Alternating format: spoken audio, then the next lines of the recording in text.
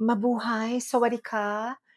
Favorite needle sizes na ginagamit sa permanent makeup. Yan. So, unang-una, ito, favorite namin is 0108 RL. So, itong size na to is means 1 needle, round lining.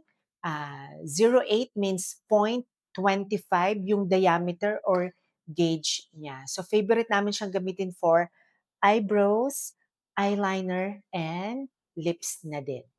And also, itong 0801, ideal for nano blading pag gumagawa ka ng hair stroke since one needle lang siya. Ito din, so 03RS, so meaning 3 needles, round shader, size is 08, means 0.25.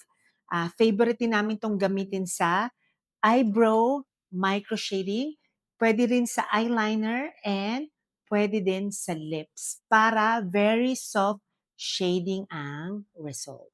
And ito rin, favorite namin gamitin, 0603RL, meaning 3 needles, round lining. So, ginagamit din namin siya for eyebrow, eyeliner, and lips. And usually yan, sa scalp, nagagamit namin ito. Maliit na dots ang effect and pixelated gradient look. Yan. Ito din, 10009RS. Yan. Yan. Yan ang size niya. So, meaning, 9 needle, round shader, ang size is 10, which is 0.30 ang diameter. Diba? Yan. So, medyo malaki siya, maraming needles. 9 needle. Ito, favorite kong gamitin to sa lips, kaya nakakapag-lips ako ng mabilis.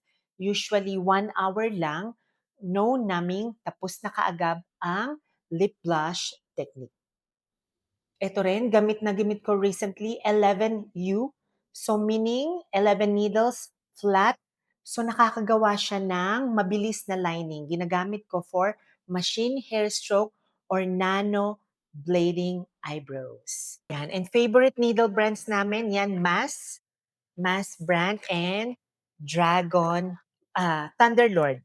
Thunderlord brand. Ito rin, maganda to. Mass, napansin ko, Hyper Ink na brand. Yan. So if you have any questions or inquiries to our schedule and rates, just message our page. Thank you.